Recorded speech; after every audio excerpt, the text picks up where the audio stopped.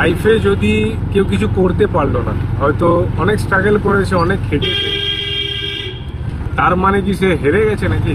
না, সেটা রাস্তায় গেছে।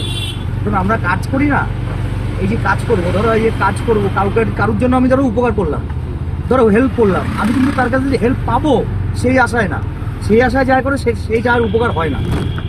কি ভুল বললাম? সেরকমই আমরা কাজ করে যাচ্ছি, যদি হলে হবে, সেখানে যদি আমি সাকসেস হই হবো, তাহলে কি জীবন শেষ? জীবন শেষ না। মানে এখনকার জীবনে বেঁচে থাকা মানে কি পয়সা? সব কিছু, হ্যাঁ পয়সা একটা দরকার, অনেকে অনেকভাবে এই করে। এই যে এইখানে লাইফে সবকিছুই টাকা নয় না। না না না, তুমি পাবো না, তুমি তো একটা ভালো, তুমি যা স্যালারি তুমি যে পেতে আগে, যে এটা পেতে, সেখানে একটা হাই ফাই স্যালারি, এবং সেখানে তুমি চিন্তা করতে না এখান থেকে আমি এসএম জোনাল আরো যেগুলো হয়, আরো অন্যান্য তুমি আরো ইয়ে করবে, হ্যাঁ সেই টার্গেট তোমার সেটা ভালো লাগেনি, কাজটা তোমার ভালো লাগে, কাজটাকে তো ভালোবাসতে হবে, পয়সা তো পরে। কেন কেন এখনকার ইয়াং জেনারেশন না খুব তাড়াতাড়ি ছেড়ে দিচ্ছে। মানে কেমন হয় আপনার, এইটা হচ্ছে না, মানে ধৈর্যটা নেই। আমি যা ধৈর্যটা দেখতে নেই, পাচ্ছি, একদম।